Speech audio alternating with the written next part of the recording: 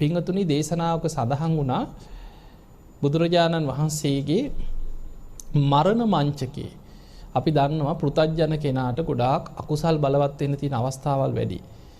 එතකොට මරණ මංචකයේ කෙනෙක් බුදු ගුණ ගැන හිත පිහිටෙව්වොත් කරපු දහසක් අකුසල් යටපත් වෙලා ඒ බුදු ගුණ මානසිකාරයේ හිතේ බලවත් වෙනවා කියන. සද්ධාව මතුවලා එනවා. ආසන්න කුසලයක් හැටියට අකුසල් යටපත් කරන්න තියෙන ප්‍රබලම කුසලයේ තමයි බුදු ගුණ මානසිකාරය. දැන් ඔබ අහලා ඇතිනේ මේ මරණාසන්න කෙනෙකුට බලවත් වෙන කර්ම තියෙනවා. ගරුක කර්ම, ආසන්න කර්ම, ආචින්න කර්ම, කටක්තා කර්ම කියලා කර්ම හතරක් වෙන්නවා. ගරුක කර්ම කියලා කියන්නේ ආනන්තරී අකුසලයක් කරලා තිබ්බොත් මරණ මංචකයක බලවත් වෙනවාමයි. ආයි මොන පිනෙන්වත් වහන්න බෑ. දැන් අජාසත් රජුරෝ ගැන හිතන්න. තමන්ගේ පියා මරලා පීට්ටු ඝාතන අකුසලයක් කරා. ඊට පස්සේ වැඩේ වැරදුනාට පස්සේ මොලේ පෑදුන්නේ නැද්ද? ඊට පස්සේ බුදුරජාන් වහන්සේ මුණ ගැහෙන් මුලින් බුදුහාඳුරන්ටත් හතුරුකම් කරා. ওই දුනු ශිල්පීන් යොදවලා දේවදත්ත හාමුදුරුවොත් එක්ක බුදුහාඳුරු මරන්න සැලසුම් කරා. නාලාගිරි යතා කාගේද? අජාසත් රජුරුවන්ගේ. දේවදත්තට ඇත්තු හිටියේ නැහැ. එතකොට බුදුහාඳුරන්ට මුලින් හතුරුකම් කරා. පස්සේ තමන්ට තේරුණා බුදුරජාණන් වහන්සේ හරි මේ දේවදත්තයි වැරදි. අනේ මට වැරදුනා කියලා තේරුණා. හැබැයි එහෙම තේරෙනකොට වෙන්න ඕන ඔක්කොම විනාශ වෙලා ඉවරයි. ආනන්තරී අකුසලයේ කියන්නේ ආයි නිවැරදි කරගන්න පුළුවන් එකක් නෙමෙයි ජීවිතේ. ඒ නිසා අන්තිමට රජ්ජුරුව පුදුම සද්ධාාවක්. දවස ගානි බුදුහාමුදුර හම්බෙන්න දවසට 2-3 වතාව වෙනවා. අඬලා හිත හදාගන්න. බුදුරජාණන් වහන්සේ අජාසත් රජ්ජුරුවන්ටම දේශනා කරපු දේශන ගොඩක් තියෙනවා. අන්තිමට බුදුරජාණන් වහන්සේ පිරිනිවන් පෑවා කියලා දැනගනිද්දි 3 වතාවක් සිහිසුන් වුණා කියලා. බේත් ඔරු 3ක බස්සලා තමයි පිරිනිවන් පෑවා කියන පණවිඩේ රාජකීය වෛද්‍යවරු දැනුම් දෙන්නේ. එතකොට හිතන්න කොච්චර සද්ධාාවක් තිබිලාද කියලා. අවසානයේ බුදුරජාණන් වහන්සේගේ ධාතුන් වහන්සේලා ද්‍රෝණයක් අජාසත් රජුරවන්ට ලැබුණා. දැන් බලන්න වෙන කෙනෙක් නම් දෙයිද? බුදුහාඳුරන්ගේ ධාතුන් වහන්සේලා බෙදලා දෙනකොට බුදුහාඳුරන්ගේ නෑදෑයන්ට ශාක්‍ය වංශිකයන්ට ලැබුණේ ද්‍රෝණයයි. හරියටම බුදු සිරුරේ ධාතුන් වහන්සේලාගෙන් 8න් එකයි. කෝලිය වංශිකයෝ කියන්නේ බුදුහාඳුරන්ගේ අම්මගේ පැත්තේ නෑදෑයෝ. ශාක්‍ය කෝලියනේ. ඒ අයට ලැබුණේ ද්‍රෝණයයි. අජාසත් රජුරවන්ට ධාතුන් වහන්සේලා ද්‍රෝණයක්ම රහතන් වහන්සේලා මැදිහත් වෙලා දුන්නා. දැන් වෙන කෙනෙක් නම් මේ බුදුහාමුදුරන්ට හතුරුකම් කරපු මිනිහනේ. මේ අම්මා තමන්ගේ තාත්තා මරපු බිම්බිසාර රජුරවන්ට වද දීලා පළවෙනිම ආරාමය හැදුවේ කවුද? බිම්බිසාර රජු. වේලුවනේ හදලා ශාසනයට පූජා කරපු රජුරවන්ව මරපු එකාට දෙන්න එපා කියලා නවත්තනවා නේ. දුන්නා. මොකද මේ රජුරෝ ඒ තරම් සද්ධාවන්තයි. අවසානයේ අජාසත් රජුරෝ තමයි පළවෙනි ධර්ම සංගායනාව කරවන්නේ. 500ක් රහතන් වහන්සේලා එකතු කරලා ධර්ම සංගායනාවක් කරා. එතකොට අදටත් අපිට මේ ධර්මයේ බලවත් උනේ, අදටත් මේ ධර්මයේ අපි කතා කරන්නේ බුදුහාමුදුරු පිරිනිවන් පාලා මාස 3ක් යනකොට අජාසත් රජුරුවන්ගේ රාජ්‍ය අනුග්‍රහයෙන් තමයි සප්තපරණී ගුහාව ඉදිරිපිට පළවෙනි ධර්ම සංගායනාව කළා, ධර්මයේ ස්ථාපිත කළා දුන්නේ. එතකොට හැබැයි ඉතින් අජාසත් රජුරුව අද කොහෙද? ධර්ම සංගායනා කරත් කොච්චර සද්ධාවෙන් ධාතුන් වහන්සේලා ද්‍රෝණයකට චෛත්‍යයක් හදලා වැඳ වැඳා පින් කරා. ඒ වුණාට අද කොහෙද? අපායේ. කල්පයක් අපායේ කියන. ඇයි? ආනන්තරී අකුසලයේ වගේ භයානකයි. ආනන්තරී අකුසලයේ කියන්නේ ආයි පිනකින් වහන්න පුළුවන් එකක් නෙමෙයි. ඒවට ධර්මයේ කියන්නේ ගරුක කර්ම. පිනකින් වහන්න බෑ ඒක. ඒකාන්තයෙන් විපාක දෙනවා. ඊළඟ ජීවිතේ කල්පයක් විපාක දීලම තමයි අවසන්නේ. එතකොට කලාතුරකින් ඉතින් අද ඒ වගේ පව්කාරයෙක් ඉන්නේ නේ. තමන්ගේ අම්මා මැරීම, තාත්තා මැරීම, ඊළඟට රහතන් වහන්සේ නමකගේ ජීවිතයක් නැති කිරීම, සංඝ බේදයක ගිහියන්ට කරන්න පොයි නිකන් කේලම් කියලා හාමුදුරු බිඳවන එක අකුසලයක් තමයි. සංඝ බේදේ කියන අකුසලයේ එහෙම එකක් නෙමෙයි. ඒකේ තියෙන්නේ උපසම්පදා ස්වාමීන් වහන්සේ නමකට තමයි පොයේ සීමාවක් තුළ ධර්මයට විරුද්ධ අධර්මවාදී අවිනයවාදී කරුණු පදනම් කරගෙන තමන් එකට පෝය කරන සංඝයාගෙන් පිරිසක් වෙනම කඩා ගන්න. එහෙම සංඝ පිරිසක් වෙන් කර ගන්නකොට එතන ඉන්න ධර්මදර විනයදර වික්ත ප්‍රතිඵල භික්ෂුවක් 3 පාරක් කියන්නත් ඕනේ. ඔබ මේක කරන්න එපා සංඝ බේදයට අහු වෙනවා. ඔබ මේක කරන්න එපා ඔබේ අදහස ධර්මයට විනයට විරුද්ධයි. ඔබ මේක කරොත් සංඝ බේදේ වෙනවා. 3 පාරක් කියනවා. කියද්දිත් පිළිගන්නේ නැතුව සංඝයා වෙන් කරගෙන අරගෙන ගියොත් සංඝ බේදයක් නෙමෙයි ඒකට වෙන්නේ සංඝාදිශේෂ කියලා ආපත්‍යක් වෙනවා. හැබැයි ඒ සංඝයා එකතු කරගෙන එකම පොයි සීමාව වෙන වෙනම පොයි කරනවා. එහෙම පොයි කර්මයක් කරපු ගමන් සංඝ බේද වෙනවා. එහෙම තමයි සංඝ බේද ගැන තියෙන්නේ. එතකොට ගිහියෙකුට ඒක කරන්න පුළුවන් කමක් නැහැ. බුදුරජාණන් වහන්සේගේ ලේසොලවන්නත් උන්වහන්සේත් අද පිරිනිවන් පාලානේ. එතකොට අද වර්තමානයේ ගොඩාක් දුරට ඔය අම්මා තාත්තා මරණ පව්කාරයෝ ගැන නම් අහන්න තියෙනවන්නේ. කලාතුරකින් එහෙම පව්කාරයෝ ගැන අහන්න තියෙනවා. එතකොට අජාසත් රජුරු අද අපායේ. හැබැයි මතක තියාගන්න රජ්ජුරු අරතරම් බලවත් අකුසලයක් කරලා අපායේ වැටුණත් අර බුදුහාමුදුරුවෝ ගැන අන්තිම කාලේ හිත පහදවාගෙන කරපු පින් ටික නැති වෙනවද? අපායේ අකුසලයේ ගෙවලා අවසන් වෙනකොට උඩට ඇවිල්ලා මනුස්ස ජීවිතයක් ලබලා සත්තිස්සර කියලා පසේ බුදු කෙනෙක් වෙනවා කියන. ඒ තරම් බලවත් පින් ගොඩක් කරගෙනයි අපායට වැටුනේ. අපායේ අකුසලයේ ගෙවලා ඉවර වෙනකොට අර පින මතුවෙන උඩට ඇවිල්ලා. ඒ නිසා මතක මේ පාරමී පුරාගෙන ආවත් අකුසලයක් වුණොත් අපායේ යන්න ගිහිල්ලා තමයි එන්න වෙන්නේ. දැන් මුගලන් හාමුදුරුවොත් එහෙම ආපු කෙනෙක්. මුගලන් මහරහතන් වහන්සේ අගසව් තනතුරක් ලබන්න අසංඛේයකුත් කල්පලක්ෂයක් පෙරම් පිරුවා. එච්චර පින් කරගෙන ඇවිල්ලා කකුසඳ බුදුහාමුදුරන්ගේ කාලේ දුසී මාරයා වෙලා ඉපදුනේ මුගලන් හාමුදුරුවෝ කියලා. කාම ලෝකෙම අධිපතියා දුසී මාරයා වෙලා ඉපදුනා. ඒ කාලේ කකුසඳ බුදුහාමුදුරන්ට හිරිහැර කරා කියන. බුදුහාමුදුරන්ගේ ශ්‍රාවකයන්ට හිරිහැර කරා. ඒ විතරක් නෙමෙයි දවසක් බුදුහාමුදුරුවෝ අගසව් දෙනමත් එක්ක පිණ්ඩපාතේ යනකොට දුසී මාරයා පාරායිනේ හිටපු ළමයෙකුට ආවේශ වෙලා ගලක් අරගෙන ගැහුවා අගසව් කෙනෙකුට. ඒ ගල ගිහිල්ලා අගසව් කෙනෙක්ගේ ඔළුවේ වැදිලා ඔළුව පැලිලා ලේ ගැලුවා කියන. එතකොට බුදුරජාණන් වහන්සේ හැරිලා බලනවා පාපී මාරය නුඹ සීමාව ඉක්මවා ගියා නේද කියලා ඇහුවා. එහෙම අහනකොටම අර දුසී මාරයා මාර බවෙන් චුත වෙලා චපස් ආයතනික කියලා නිරේකට වැටුණා කියන අපායේ. ඒ අපායේ පැහිලා චපස් ආයතනික කියන්නේ ආයතන 6ට මේ ඇස කන නාසය දිවකය මනස කියන ආයතන 6ටම අධික දුක් වේදනා ඇති අපායක් කියන. ඒ අපායේ පැහිලා ඒ අකුසලයේ ගෙවලා තමයි උඩට ඇවිල්ලා අපේ බුද්ධ ශාසනය අගසවුනේ. එතකොට මේ කල්පේම කකුසඳ කියන්නේ මුලින් පහළ වෙච්ච බුදුහාමුදුරුවෝ. කකුසඳ කෝණාගමන කාශ්‍යප ගෞතමන. එතකොට කකුසඳ බුදුහාමුදුරන් කාලේ දුසී මාරයා වෙලා අපායෙත් ගිහිල්ලා ඒක ගෙවලා තමයි උඩට ඇවිල්ලා අගසව් වෙන්න පුළුවන් උනේ. ඒ නිසා මතක තියාගන්න කොච්චර පින් කර හිටියත් අපායගාමී අකුසලයක් වුණොත් අපායෙත් ගිහිල්ලා තමයි ආයේ ඇවිල්ලා පිනේ විපාක ලැබෙන්නේ. ඒ නිසා අකුසල් වලින් වළකින්න. ගරුක කර්ම ගැන කීවේ. ආනන්තරී අකුසලයක් වෙලා තිබ්බොත් ඒ කාන්තෙන් විපාක ලැබෙනවාමයි. ඊළඟ කර්ම තමයි අපිට තියෙන අවදානම්ම කර්ම. ඒ තමයි ආසන්න කර්ම. ආසන්න කර්ම කියන්නේ ඒක කොටස් දෙකකට බෙදෙනවා. ආසන්න කුසල් ආසන්න අකුසල් කියලා. ආසන්න කුසල් කියලා කියන්නේ අකුසල් කරපු කෙනෙකුට වුණත් මරණ මංචකයේ කරපු අකුසල් යටපත් වෙලා පිනක් මතුවෙන්න පුළුවන් මරණ මංචකේ. දැන් අපි ගමු කෙනෙකුට මරණ මංචකේ සමහර දැන් ওই දේශනාවල තියෙනවා ධනංජානි කියලා පව්කාරයෙක් ගැන. ඉන්නකම් අකුසල් කර හිටියා. හැබැයි මරණ මංචකේ සාරිපුත්ත හාමුදුරුවෝ තමයි ළඟට යන්නේ. සාරිපුත්ත හාමුදුරුවෝ හිත පිහිටෝලා. සාරිපුත්ත හාමුදුරුවෝ යනකොට ධනංජානිට ගිනි දැල් පෙවුණා කියන. කෑ ගහනවා මගේ ඔළුව වටේට කඹයක් වෙල්ලලා හිර කරනවා. මාව උස්සන් ගිහිල්ලා ගිනි අඟුරු වලකට දාලා පුච්චනවා වගේ කී ධනංජානි කියවනවා.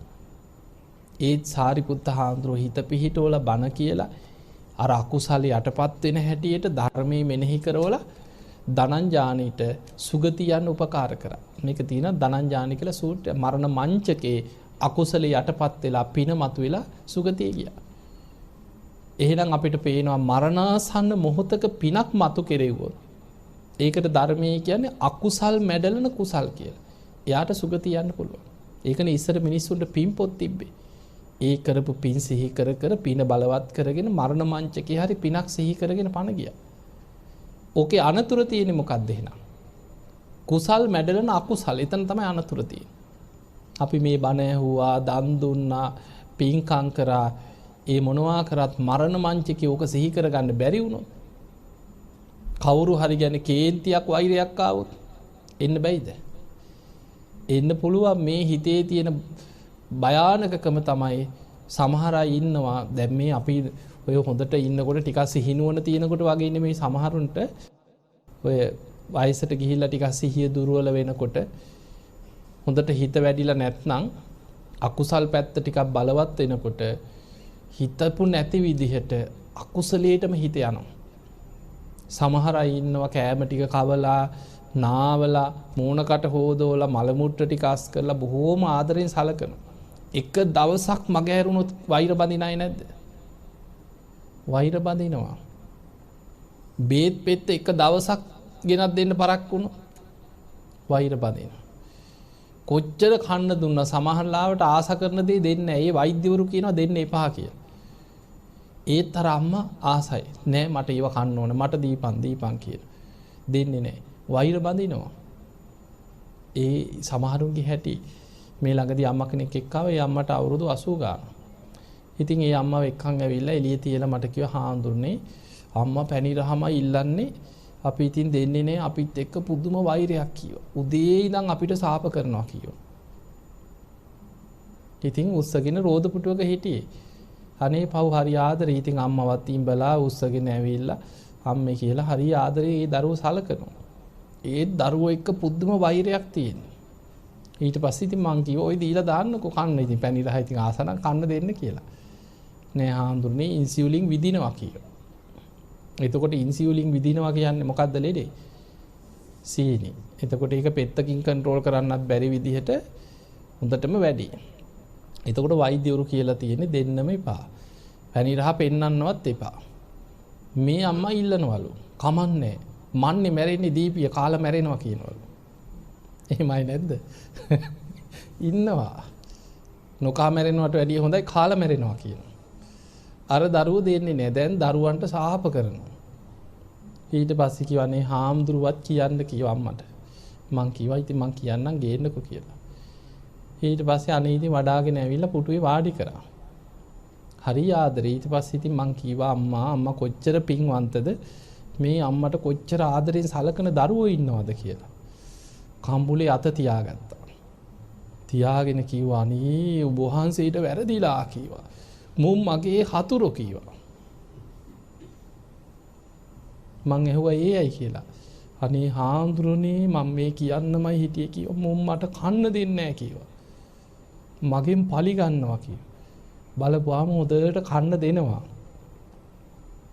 හැමදේම කන්න දෙනවා. කන්න දෙන්නේ නැත්තේ පැණි රහ විතරයි. එතකොට බලන්න අර කරන ඔක්කොම ඉවරයිනේ. නාවලා මල මුට්ට ටික අස් කරලා ආදරින් වඩාගෙන උස්සගෙන ඇවිල්ලා කොච්චර බේත් හේත් ටික දීලා කොච්චර සැලකුවත් පැණි රහ දෙන්නේ නැහැ කියලා දරුවන්ට සාප කර කර වෛර කර කර ඉන්න. දැන් ඔහොම ඉඳලා මැරිලා සුගතියයිද? අමාරුයි. අර දරුවන් ගැන වෛරෙන් මැරෙන්නේ ඊට පස්සේ. ඒ නිසා මතක තියාගන්න ධර්මයක් පුරුදු කරේ නැත්නම් ආයි ලේසි නෑ මේක. ඉතින් ඒ නිසා පින්වතුනි මරණ මංචකයේ අකුසලයක් බලවත් නොවෙන්න නම් ප්‍රධානම දේ තමයි හැම වෙලාවෙම කුසලයක හිත පිහිටවාගෙන පුරුදු කරන්න. එහෙම නිතර පුරුදු කරන දෙයට කියන්නේ ආචින්න කියලා. ඒ ආචින්න කර්ම කියලා කියන්නේ කාලයක් පුරුදු කරපු දේ බලවත් වෙනවා. දැන් අපි ගමු කාලයක් අපි බුදුගුණ මානසිකාරය පුරුදු කරලා නම් මරණ මංචකයේ බුදුගුණම සිහි වෙන්න තියෙන අවස්ථාව වැඩි. අයියා පුරුදු කරලා තියෙන එකනේ හැම වෙලෙම බුදුගුණම සිහි කරනවා. උදේ නැගිටලා දැන් බලන්න පරණ ආච්චිලා සියලා. ඉතින් ඔය ගම්මානවල ජීවත් වෙන අය මේ ඔය කොළඹ පැතිවල වගේ නෙමෙයි ගොඩක් ඉන්නවා. සමහර අම්මලා අපි දන්නවා උදේ පාන්දර නැගිටපු ගමන් පෑන් එකක් පෙරලා තියලා බුදුන් වන්දා.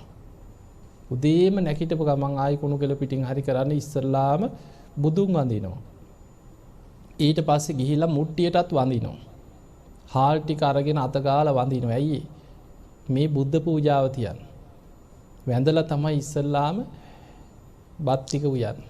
උයපු ගමන් පළවෙනියටම හැන්ද අයින් කරලා බුද්ධ පූජාව බෙදලා බුදුන් ඇඳලා බුද්ධ පූජාව තියලා තමයි ගෙදර කැම ටික බෙදන්නේ. ඊට පස්සේ දවල්ට ඉතින් ඔය තියෙන දෙයක් සමහරට උයලා නැත්නම් පැන් එකක් හරි පෙරලා තියලා වෙලාවට බුදුන් ඇඳ. ඊට පස්සේ හවසට ගමේ ඇවිදලා මල් ටිකක් හදාගෙන ඇවිල්ලා ගෙවල් වල සුවඳුන් ටිකක් හරි අල්ලලා හොඳට හවසට මල් පහන් පූජා කරලා ගෙවල් වල හොඳට බුදුන් ඇඳලා ඉස්සර. එතකොට ඊ පරණ ආච්චිලා සීලට කටපාඩම් 3 සූත්‍ර එහෙම. ගෙවල් වල හොඳට පිරිත් කියලා පැයක් විතර බුදුන් අදින හොඳට ගාථා කියලා. නිදා ගන්න ගිහිල්ලා මට මතකයි අපේ සීයා. පැය ගණන් හවසට පටන් ගත්තාම 6ට 7ට 9 විතර වෙනකන් ගාථා කියනවා බුදුන් අදිනවා ආයෙ එළිය පහනක් පත්තු කරනවා ආයෙ බුදුන් අදිනවා. ඇඳට ගිහිල්ලා ඉතිපිසෝ ගාථාව 7 සැරයක් කියලා බුදුන් ඇඳලා නිදා ගන්න. එතකොට එහෙම තමයි පරණ අය දැන් අද හොයන්නවත් නැහැ නේ එහෙම. ඇඳේ ඉඳගෙනත් ගාථා කියලා බුදුන් ඇඳලා දෙවියන්ට පින් දීලා තමයි නිදාගන්නේ. දැන් බලන්න ඔහොම ජීවත් වෙන කෙනෙක් දවසට කී සැරයක් බුදුන් අඳිනවද කියලා හිතන්න. උදේ නැගිටපු එලේ ඉඳන් බුද්ධ පූජාව තියෙනවා බුදුන් අඳිනවා කී සැරයක් බුදු ගුණ සිහි වෙනවද? එහෙම කෙනෙකුට කනට කරලා මරණ මංචකේ බුදු ගුණ ටික කිව්වත් අනේ සාදු සාදු කියලා වැඳ ගන්න. අපි දන්නවා අපි ගොඩාක් මරණාසන්න අය ළඟට ගිහින් තියෙනවා. පණ යනකොට අපි ඉඳලා තියෙනවා. අපිට වෙන ලොකු දෙයක් කරන්න බෑ. මොකද වර්තමානයේ දැන් අපි ගමු අනිත්‍ය සිහි කරලා හොඳට භාවනා වඩලා හොඳට විදර්ශනා වඩපු කෙනෙකුට තමයි අපිට කනට කරලා හරි මේ ඇස අනිත්‍යයි. කන අනිත්‍යයි. ඇහි හටගන්න විඥානය අනිත්‍යයි. අනිත්‍ය වශයෙන් බලන්න කියලා අපිට හිත පිහිටවන්න පුළුවන් අනිත්‍ය වඩපු කෙනෙකුට. දැන් අපි හිතමු මේ මොකුත් ගැඹුරු ධර්මයක් දන්නේ නැතුව පටිච්ච සම්පදාය ගැන පංච උපාදානස්කන්ධය ගැන අනිත්‍ය ගැන දන්නේ නැති කෙනෙකුට අපි මේ මරණාසන්න වෙලාවේ කියලා අනිත්‍ය ගැන කියලා හිත පිහිටවයිද? අමාරුයි. ඒ නිසා අපි ගොඩක් දුරට කරන්න ওই සාමාන්‍ය ජීවිත ගත කරන අපි ඉතින් ඔය අපේ සීල ස්වර්ණේ හොඳට ධර්මයේ වඩපු හාමුදුරු කෙනෙකුට නම් අපි අනිත්‍ය ගැන ගැඹුරු දෙයක් කියලා දෙනවා මරණ මංචකේ. හිත පිහිට ඕන හැටි. ගිහි කෙනෙක් ගොඩක් ඉතින් ලෙඩ වෙලා වයසට ගිහිල්ලා මරණාසන්න වුණාම ඉස්පිරිතාලෙක හරි අපි බලන්න ගියාම අපි කරන්නේ පළවෙනිම දේ ඉස්සල්ලා සීල් සමාදන් කරනවා. එහෙම සීල් සමාදන් කරලා අපි කරන්නේ බුදු ගුණ ටික තමයි කියලා දෙන්නේ. හිත පිහිටවන්න කියලා හැම වෙලෙම බුදු ගුණ හිතන්න. ඒක තමයි අපිට මරණ මංචකේ කරපු අකුසල් යටපත් කරගෙන කුසලයක් බලවත් කරනවා නම් සුගතියක යන්න බලවත් කරන්න තියෙන ප්‍රධානම කුසලී බුදු ගුණ මානසිකාරය. ඒ නිසා ඔබ දැන් මේ බණ ඇහුවා වගේම අපි දන්නේ නැනේ ඔබේ ජීවිතවල ඔබට ඕන තරම් අවස්ථාවක් ඉන්න සමහරවිට ඔබ ඉස්පිරිතාලයක වැඩ කරන කෙනෙක් නම් කොච්චර මිනිස්සු තමන්ගේ ඉස්සරහා මැරෙනවා දකින්නවදනේ. ওই රෝහල් වල වැඩ කරන අය කොච්චර දවසකට ඒ රෝහල් වල කී දෙනෙක් නම් මැරෙනවද මිනිස්සු. එතකොට තමන්ට නික කොච්චර පින් කරගන්න අවස්ථාවක් තියෙනවද? ඒ පණ යන ලෙඩෙක් ළඟට හරි ගිහිලා කනට කරලා හරි බුදු ගුණ ටික කියන්න පුළුවන් නම් කොච්චර පිනක්ද? ඒ නිසා කෙනෙක්ගේ ජීවිතයේ තීරණාත්මක මොහොත තමයි මරණාසන්න මොහොත. සුගතියක යන්න උපකාර කරන්න. එක්කෙනෙකුට හරි සුගතියක යන්න උපකාර කරනවා කියන්නේ විශාල පිනක්. ඊළඟට පින්වතුනි නිතර පුරුදු කරන දේ අපි ගමු අපි මෛත්‍රිය පුරුදු කරා කියලා. නිතර මෛත්‍රිය වඩන මෛත්‍රී භාවනාව කරන. එයාට මරණ මංචකේ මෛත්‍රියම බලවත් වෙන්න තියෙන ඉඩ වැඩි. ඊළඟට දේවතානුස්සතිය ওই දිව්‍ය ලෝකෙක හිත පිහිටවලා හිත වඩන ක්‍රමයක් ධර්මයේ උගන්වනවා. බුදුහාඳුරු පෙන්වුවා ගිහි ශ්‍රාවකයෙක් නිතර සිහි කළ යුතු වැඩි යුතු භාවනා 6ක් ගැන. බුද්ධානුස්සතිය, ධම්මානුස්සතිය, සංඝානුස්සතිය, සීලානුස්සතිය, ඡාගානුස්සතිය, දේවතානුස්සතිය. ඔය අනුස්සති භාවනා 6 වඩන්න කියනවා නිතර. එතකොට දේවතානුස්සතිය කියන්නේ අපි දිව්‍ය ලෝකෙක හිත පිහිටවාගෙන හිත වඩනවා. ඒ හිත වඩන්නේ මේ දිව්‍ය සැප සම්පත් ලබන්න නෙමෙයි. ඒකට හේතුව අපේ ජීවිතේ වැඩිපුරම බර වෙලා තියෙන සුගතියටද අපායටද? සතර අපායේ මහ ගෙදර වගේ කියනවා. සෝවාන් වෙනකල් අපිට අනතුරු නැතුව නෙමෙයි අනතුරු තියෙනවා. ඒ නිසා මේ ධර්ම මාර්ගේ වඩනකොට යා පරලොවෙන් රැකවරණයක් පිණිස සුගතියක් අරමුණු කරගෙන දිව්‍ය ලෝකෙක හිත පිහිටවාගෙන තමයි හිත වඩන්නේ. එතකොට එහෙම භාවනාවක් හැටියට දේවතානුස්සතිය බුදුහාඳුරු පෙන්නනවා. එතකොට අපි ඒක පුරුදු කරලා තිබ්බොත්, අපි ඉගෙනගෙන තිබ්බොත් අපිට මරණ මංචකේ ඒක බලවත් වෙන්න තියෙන අවස්ථාව වැඩි. ත්‍යාගානුස්සතිය කියන්නේ අපි කරපු පින්ම සිහි කර කර ඉන්නවා. ওই පින් පොතේ තියෙන පින්කම් කරපු පින්කම් සමහරුන්ට වාඩි වෙලා හිතනවා නේ මම මෙහෙම පින්කම් කරා, මම මෙච්චර දන් දුන්නා, අපි මේ වගේ පින් කරගත්තා. කොහොම හිත හිතා ඉන්නවා. ඒ පින බලවත් වෙන්න තියෙන අවස්ථාව වැඩි. හැබැයි ඒකෙම අනිත් පැත්ත තියෙනවා, මැරෙන්න වැටෙනකම් පව්කම්ම කර කර හිටපු කෙනාට ඒ අකුසල්මයි බලවත් වෙන්නේ. ආයි ඒ මොහොතේ දෙයක් කරගන්න බෑ. දැන් සමහරු ඉන්නවනේ පවුල් වල නැද්ද මෙහෙම අය. උඹලගේ පාඩුවේ ඉඳපල්ල මං ඒක ඒ වෙලාවට කරගන්නම් කියන අය. නැද්ද එහෙම අය? එයාලා හිතන් ඉන්නවා මැරෙන්න වැටෙනකම් පව් කර කර ඉඳලා අන්තිම මොහොතේ අචුති චිත මං ඒක ගාන්ට වැඩේ කරගන්නම් කියන. ඒක කරගන්න පුළුවන් දෙයක් නෙමෙයි. මොකද හිත පුරුදු වෙච්ච දේ තමයි හිතට ගලන්නේ. නිතර ප්‍රාණඝාත කරපු කෙනාට සිහි වෙන්නේ මැවි මැවි පේන්නේ කරපු ප්‍රාණඝාත ටික. හොරකම් කරපු කෙනාට මතක් වෙන්නේ ඒවා ටික. දුස්සීලකම් කරපු කෙනාට චිත්‍රපටි වගේ පේන්නේ ඒවා ටික. දැන් ඔබ අහලා ඇතිනේ අර චුන්දසූකරික ගැන බුදුහාඳුරේ කාලේ. මැරෙන්න වැටෙනකන් ඌරෝ මරමරා හිටියා. මරණාසන්න කාලේ ඌරෙක් වගේම කෑ ගහලා මැරුණා කියලා. දැන් ওই බුදුහාඳුරන්ගේ කාලේ ඔබට වර්තමානයේ බලන්න හොඳ පොතක් තියෙනවා. ඔබ අහලා ඇති ලංකාවේ නන්දසේන රත්නපාල කියලා මහාචාර්යවරයෙක් හිටියා. එතුමා දැන් නැති වෙනවා. මීට අවුරුදු ගානකට පෙර. එතුමා මහාචාර්යවරයෙක් පරීක්ෂණ හැටියට පොත් කීපයක් කරලා තියෙනවා. එතුමාම ගිහිල්ලා ඒ තැන්වල ඉඳලා පරීක්ෂණ කරලා ඒ මිනිස්සු ගැන අධ්‍යයනය කරලා ලියපු පොත් ටිකක් තියෙනවා. හරිය ලස්සනයි. ඒකේ තියෙනවා ditta ධම්ම වේදනීය කම්ම විපාක කියලා පොතක්. මේ ජීවිතේම විපාක දෙන කර්ම විපාක. ditta ධම්ම වේදනීය කම්ම විපාක. මහාචාර්ය නන්දසේන රත්නපාල කියලා කෙනෙක් ලියපු පොත. අන්න ඒකේ තියෙනවා එතුමා 40ක් හරි 50ක් හරි පිරිස් ගැන අධ්‍යයනය කරලා තියෙනවා. ඔය 80 ගණන් වල මිනිස්සුන්ට වද දීලා මරපු අය, හරක් මරපු අය, ඌරු මරපු අය, එක එක මිනි මරුවන්ගේ ජීවිත ඒ ගත්ත පිරිස අවුරුදු 20ක් 25ක් ඇතුළත ඒ විදිහටමයි දුක් විඳලා මැරලා තියෙන්නේ. හරි පුදුමයි මේ කර්ම විපාක. දැන් අපිට ඒවා ඔක්කොම බලනකොට පේනවා මේ නංගන් ඇතුව ඒ පුද්ගල විස්තර හරියටම හොයලා මේ ලංකාවේ වෙච්ච පරීක්ෂණයක් තියෙනවා. සමහර පුද්ගලයෝ ඉඳලා තියෙන ඌරු මරන. එයා මරන්නේ කොහොමද? ගෝණියක් ඔලුවට දාලා පොල්ලෙන් ගහලා ඌරව මරන්නේ. ඊට අවුරුදු 5කට විතර පස්සේ මේ මිනිස්සයා යනකොට සමහර ලාවට වෙන මිනිහෙකුට ගහන්න ඉඳලා තියෙන්නේ. අර මිනිස්සයා යනකොට එකපාරට ඇවිල්ලා ගෝණියක් දාලා තමයි මේ මිනිහට පොළු වලින් ගහලා මරලා දාලා තියෙන්නේ. එතකොට අර තමන් සත්තු මරපු විදිහටම තමන්ට මැරෙන්න වෙලා තියෙන්නේ. ඒ වගේ සමහර පුදුම විස්තර තියෙන්නේ කියලා. අපිට හිතෙනවා මේ සමාජෙ එහෙමයි ඉන්නවද කියලා. එතකොට ඒ කියන්නේ සමහර අය ඉඳලා තියෙනවා එතුමා ගිහිල්ලා S2කට දැකපු ඒවා තියෙන ඔය සමහර හරක් මරන තැන්වල සමහර මිනිස්සු ඉන්නවා කියනවා කන්න කැමති හරකගේ දිව. එක පාරට ඒකේ තියෙනවා අර මරන්න ඉන්න හරකුන්ගේ දිව ඇදලා එක පාට කපා ගන්නවා කියනවා. තාම හරක මරලා නැහැ. කපාගෙන ඒව ගිහිල්ලා හදාගෙන කනවා කියනවා. හරක මරන්න කලින්. එතුමා කියනවා ඒ සිදුවීම් ඒ පුද්ගලයා ගැන අහලා ඒ පුද්ගලයා මේ කරන ඒවා යාම ගිහිල්ලා ඒ තැන්වල බලලා ඔහු එක්ක කතා කරලා ටික දවසයි කියනවා ගියේ ඊළඟට යනකොට දිවේ පිළිකාවක් කියනවා. ඇවිල්ලා සම්පූර්ණයෙන්ම මේ ඔක්කොම මෝන කුණු වෙලා ඊට පස්සේ උගුරෙන් කෑම යවන්න වෙලා දුක් විඳලා පණුව ගහලා මැරුණා කියනවා. එතකොට මේ තමන්ම කරන කර්මයන්ගේ විපාක තමන්ටම මෙලොව විපාක දීපු ඒවා තියෙනවා. ඒ නිසා පින්වතුනි කර්ම විපාක ගැන හිතලා ධර්මයේ දියුණු කරගන්න. ඉතින් අපිට මේ ලැබිලා තියෙන බුද්ධ ශාසනයක් ලැබුණා කියන්නේ මහා පුදුම පිනක් මේ. මේකට කියන්නේ පුබ්බේච කත පුඤ්ඤතා. පතිරූපදේශ වාසෝච පුබ්බේච කත පුඤ්ඤතා. අද අපිට පින් කරගන්න පුළුවන්. දැන් අද බුදුහාඳුරෝ පහළ වෙච්ච දඹදිව ඉපදුනත් මෙහෙම පින් කරගන්න නෑ අද. අපේ රටේ මොන ප්‍රශ්න මොන කරදර මොන විපත් තිබ්බත් ධර්මයේ තියෙනවන්නේ. බුදුරජාණන් වහන්සේ 500ක් රහතන් වහන්සේලා එක්ක වැඩම කරපු තැන. උන්වහන්සේ වැඩ ඉඳලා දහම් දෙසපු තැන.